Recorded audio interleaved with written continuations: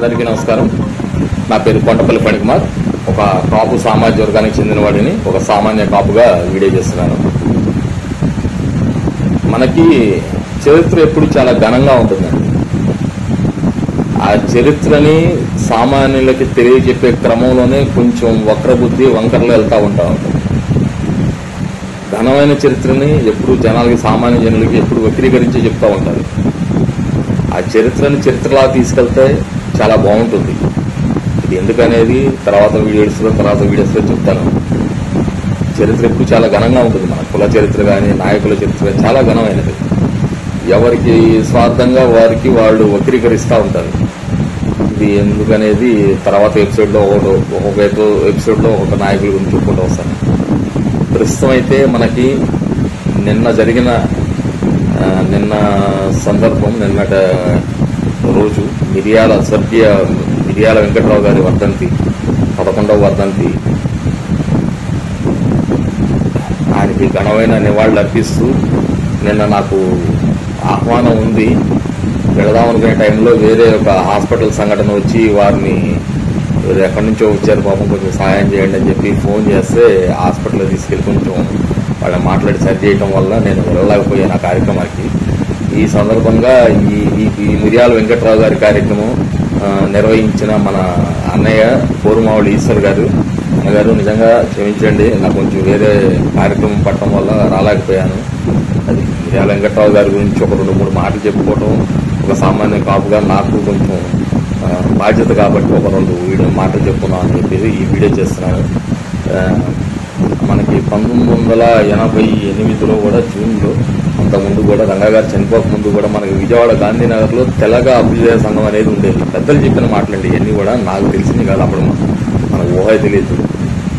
తెలగ అభ్యుదయ సంఘం అనేది ఉండేది, కాపు సంఘం అనేది లేదండి. తెలగ అభ్యుదయ సంఘం అనేది ఉండేది.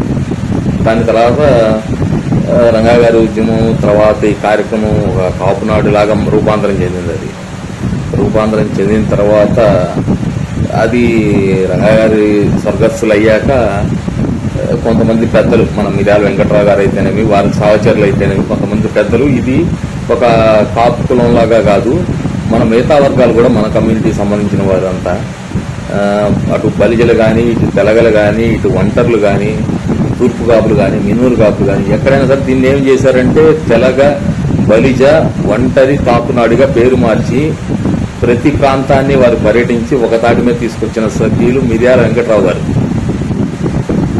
అలాంటి ఘనమైన చరిత్ర చాలా ఉంది. సామాజిక ఉద్యమ బ్రహ్మ అంటారు ఆయన్ని. అన్ని ఉద్యమాలు నడిపారు, ఒక తాటి మీద తీసుకొచ్చారు. కొన్ని స్థానాల్లో బలిజలకి సంబంధించినవి కానీ, ఇటు కాపులకు సంబంధించిన కానీ, అంతకుముందు వేరే సామాజిక వర్గాలు ఉంటే లేదు మనకు బలం ఉంది అని చెప్పి అందరితో కొట్లాడి కొన్ని సామాజిక వర్గాలని ఎదిరించి ఆ స్థానాలు మన కాపు కమ్యూనిటీకి పోటీ చేసేలాగా చేయగలిగిన ఒక శక్తి ఆయన. ఇవాళ ఏంటంటే ఎక్కడికి వెళ్తే అక్కడ మన సంఘ నాయకులు కొంతమంది ఇటు వస్తే కాపు అని చెప్తారు, అటు ఉత్తరాంధ్ర వెళ్తేనేమో తెలగ అని చెప్తారు, రాయలసీమ వెళ్తే బలిజ అని చెప్తారు, కొన్ని చోట్ల ఒంటర్లు అని చెప్తారు, ఇటు మున్నూరు కాపు, అటు తూర్పు కాపు, ఎక్కడికెక్కడ ఆ పదం ఒక్కటే వాడుతున్నారు. దీనివల్ల ఏంటంటే కమ్యూనిటీలో మిగతా అన్ని వర్గాలు ఏంటంటే, అంటే ఇప్పుడు అక్కడ బలిజ అని చెప్పారు అనుకోండి, అంటే కాపు అంటే సపరేట్ ఏమో అన్న ఇండికేషన్ వెళ్తుంది. ఇక్కడ కాపు అని చెప్పామనుకోండి, అక్కడ బలిజ అంటే సపరేట్ ఇండికేషన్ వెళ్తా ఉంది. ఇవాళ అట్లా చేసుకుంటా ఉంటున్నారు. అందుకనే సంఘ నాయకులు ఎవరైనా సరే ఏదైనా మాట్లాడేటప్పుడు, స్టేజ్ల మీద మాట్లాడేటప్పుడు మనం అక్కడ బలిజనే, కాపుని, తెలగానో, ఒంటరనో, తూర్పు కాపునో, మున్నూరు కాపునో కాకుండా అందరినీ కలిపి మన కాపు, తెలగ, బలిజ, ఒంటరి, మున్నూరు కాపు, తూర్పు కాపుల ఐక్యత అని చెప్పి ఒక్కసారి ఎక్కడ వెళ్ళినా సరే, అటు రాయలసీమలో కానీ, ఇటు తెలంగాణలో కానీ, ఇటు ఉత్తరాంధ్రలో కానీ, మధ్యాహ్నం మన కోస్తాలో కానీ ఎక్కడైనా సరే ఈ 5 కులాలని కలిపి మాట్లాడండి సార్ అని చెప్పి సవినయంగా నివేదించుకుందామని చెప్పేసి దాని గురించి విన్నవించుకుందామనేసి వీడియో చేస్తున్నానండి. ఎక్కడెక్కడ అన్ని చోట్ల కూడా అన్ని కులాల వర్గాలని కలిపి మాట్లాడండి. అన్ని కలిపి అటు తెలగ దగ్గర నుంచి ఇటు ఒంటరి కానీ, ఇటు కాపు కానీ, బలిజ కానీ అన్ని మన సామాజిక వర్గానికి సంబంధించిన వారు, మనము అంతా ఒక్కటి. ఈ 5 పదాలు కలిపి వాడాలని, ఎక్కడ ప్రాంతాన్ని బట్టి ఒక్కో పదాన్ని వాడద్దని చెప్పి దయచేసి నిర్ణయించుకుంటున్నాను. ఇంకొక విషయం అండి, ఈ మధ్య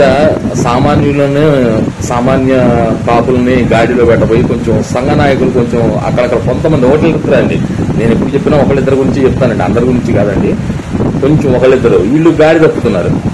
మనల్ని క్రమశిక్షణలో పెట్టాల్సింది వాళ్ళు కొంచెం క్రమశిక్షణ తప్పుతున్నారు. ఇలాంటి క్రమశిక్షణ తప్పిన నాయకులందరూ కూడా క్రమశిక్షణలో పెట్టే బాధ్యతగా ఈ సామాన్య కాపుగా నేను తీసుకుంటానండి.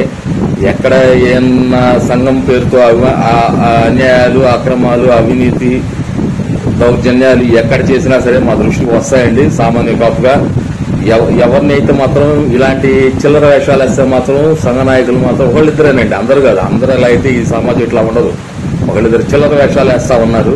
వాళ్ళకి చాలా తీవ్రమైన హెచ్చరిక ఇది, జాగ్రత్తగా ఉండండి.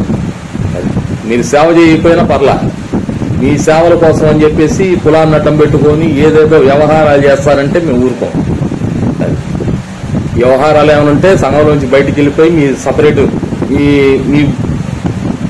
మీ విషయాలు పక్కన పెట్టుకోండి అంతే.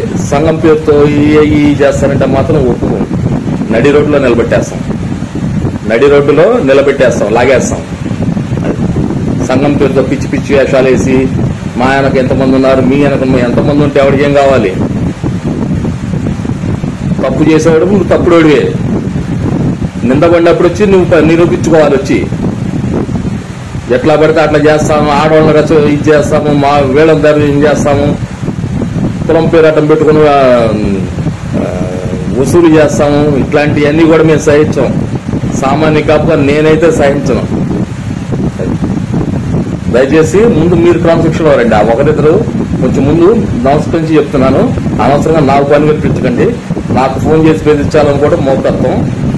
నేనేంటంటే దేనికైనా తెగించిన వాడిని. నమస్కారం.